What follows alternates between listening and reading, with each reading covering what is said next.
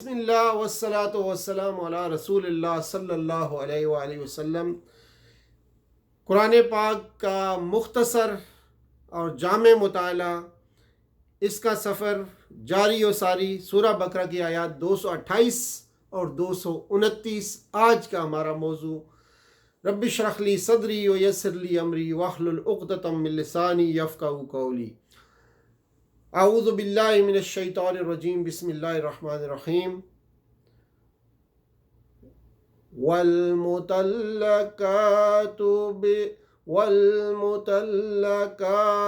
يتربصن بأنفسهن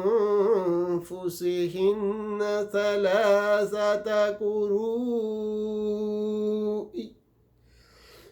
ولا يحل لهن أن يكتمن ما خلق الله في أرحامهن إن كن يؤمن بالله صدق اللہ العظیم الی الآخر الآیہ۔ سورہ بقرہ آیت نمبر 229 والمطلقات سے جو شروع ہوتی ہے۔ مطلقات مطلقہ کی جمع ہے، وہ عورت جسے طلاق دی گئی ہو۔ یہاں مطلقات سے خاص وہ عورتیں مراد ہیں کہ ان سے نکاح کے بعد صحبت یا خلوت شرعیہ کی نوبت خاوند کو آ چکی ہو اور ان عورتوں کو حیض بھی آتا ہو، کیونکہ جس عورت سے صحبت یا خلوت کی نوبت نہ آئے اس کے اوپر طلاق کے بعد عدت بالکل نہیں ہے، اور جس عورت کو حیض نہ آئے، مثلا ابھی کم عمر ہے یا بہت بوڑھی ہو گئی ہے یا اس کو حمل ہے، تو پھر ان کی عدت مختلف اور کچھ اس طرح ہوگی۔ ذرا دیکھ لیتے ہیں۔ پہلی دونوں صورتوں میں اس کی عدت 3 مہینے ہے، اور حاملہ کی عدت وضع حمل ہے۔ معلوم ہوا کہ عدت کا بنیادی مقصد استبراء الرحم ہے، تاکہ نسب میں اختلاط کا شبہ نہ رہے۔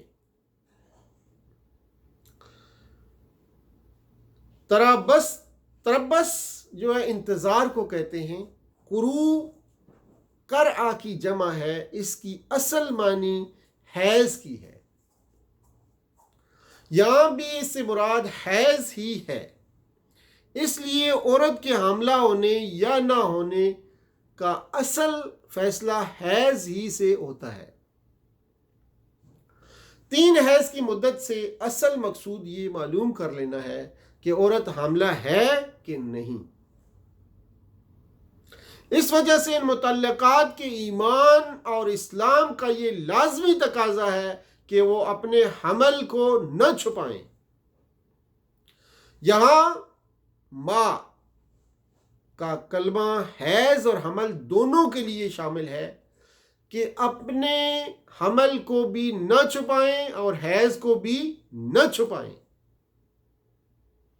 حمل اور حیض کو چھپانے میں بے شمار مفاسد ہے۔ مثلا اگر حمل کو چھپائے گی تو بچے کو اس کے غیر باپ سے ملائے گی، بچہ اپنے خاندان اور حق کو وراثت سے محروم ہو جائے گا۔ محرم عورتیں اس سے پردہ کریں گی اور غیر محرم عورتیں اس کو اپنا محرم سمجھیں گی۔ بہت ممکن ہے کہ وہ اپنی کسی محرم عورت سے شادی کر لے، یہ بچہ غیر باپ کا ناجائز وارث اور اس کی عورتوں کا غیر محرم بن جائے گا۔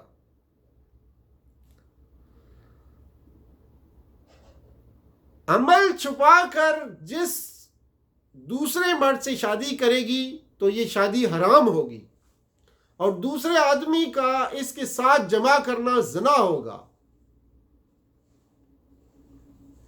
اگر حیض کو چھپا دیتی ہے اور کہہ دیتی ہے کہ طلاق کے بعد 3 ماہواری گزر چکی ہو تو اس نے شوہر کا حق رجعت ختم کر دیا اور اپنے آپ کو دوسرے آدمی کے لیے ناجائز طور پر مباح کر دیا۔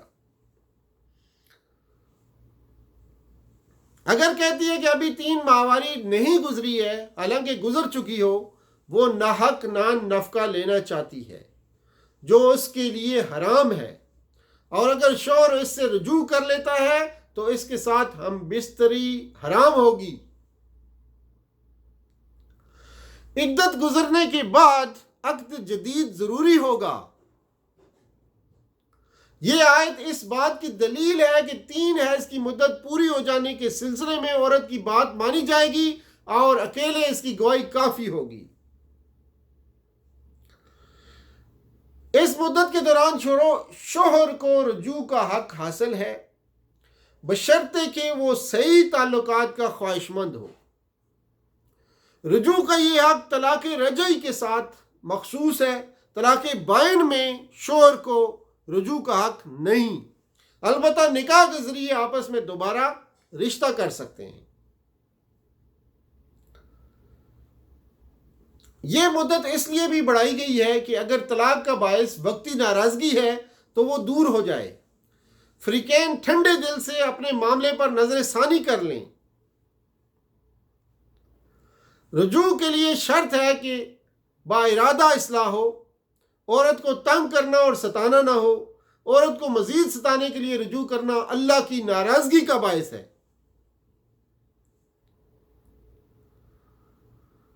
یہ پوری تفصیل جو ہم نے دیکھی اس بات کی دلیل ہے کہ اللہ تعالیٰ میاں بیوی کے درمیان الفت چاہتا ہے، محبت چاہتا ہے، ان کے درمیان جدائی اسے پسند نہیں ہے۔ جیسا کہ رسول اللہ صلی اللہ علیہ وآلہ وسلم نے فرمایا، ابغض الحلال الی اللہ الطلاق، یعنی حلال چیزوں میں اللہ کو سب سے زیادہ ناپسندیدہ چیز طلاق ہے۔ وَلَهُنَّ مِثْلُ الَّذِي عَلَيْهِنَّ بِالْمَعْرُوفِ، عورت پر جس طرح ذمہ داریاں ہیں اسی طرح اس کے حقوق بھی ہیں۔ یہ حقوق اور فرائض بالکل متوازن ہیں، البتہ مرد کو خاندان کا قوام اور سرپرست بنایا گیا ہے۔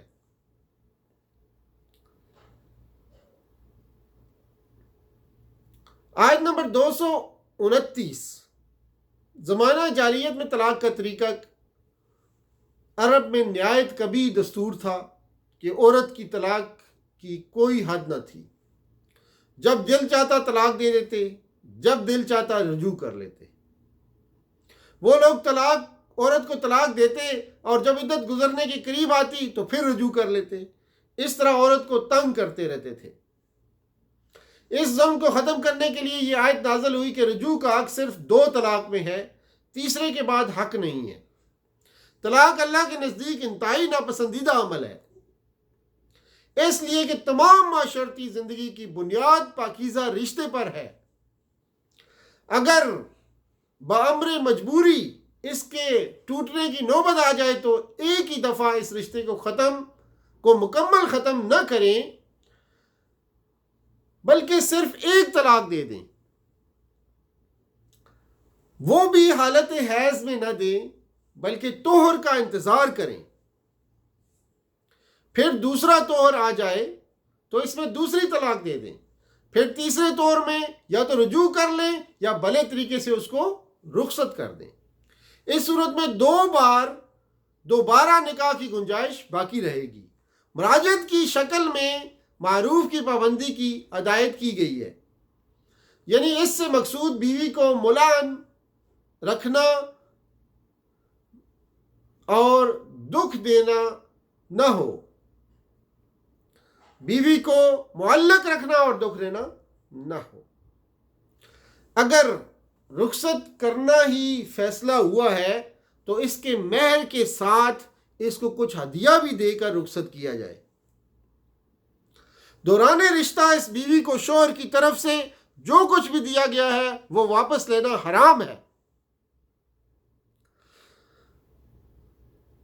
خلا کا بیان، جب بیوی اور شوہر کا ایسا اختلاف آ جائے کہ اب نباہ شاید ممکن نہیں رہا تو بیوی کوئی مال فدیہ دے کر شوہر سے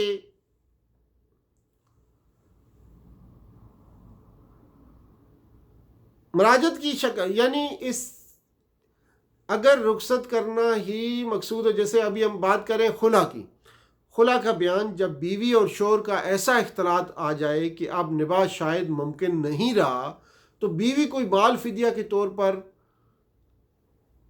دے کر شوہر سے چھٹکارا حاصل کر لے، یہ اصل میں مقصود ہے، بیوی کوئی مال فدیہ دے کر شوہر سے چھٹکارا حاصل کر لے۔ شریعت کی اصطلاح میں اس کو خلا کہتے ہیں۔ شوہر کے لیے بیوی سے معاوضہ لینے کی اجازت ہے۔ طلاق کی صورت میں شوہر پر مہر کا لازم اور خلا کی صورت میں عورت پر معاوضہ لینے کی حکمت طلاق کی حوصلہ شکنی کرتی ہے۔ الطلاق مرتان، طلاق کے اصل معنی کھلا اور آزاد چھوڑ دینے کے ہیں۔ طلاق کے اصل معنی کھلا چھوڑ دینا، آزاد چھوڑ دینا۔ شرعاً عقد نکاح کے ختم کرنے کا نام طلاق ہے۔ مرتان مرہ کا تثنیہ ہے، یعنی طلاق صرف 2 بار ہیں۔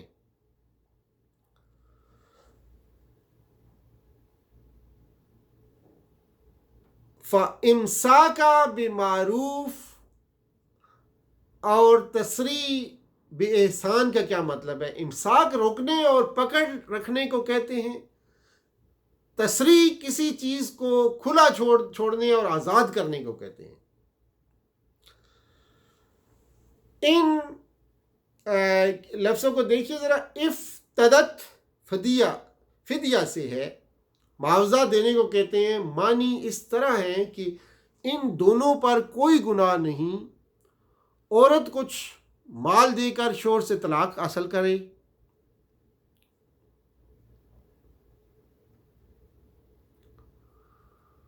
یعنی خلا کی بات ہو رہی ہے کہ عورت اگر کچھ مال دے کر شوہر سے آزادی حاصل کر لے تو اس پہ، ان دونوں پہ اس سلسلے میں کوئی گناہ نہیں۔ تو اسی پہ بات ختم کرتے ہیں۔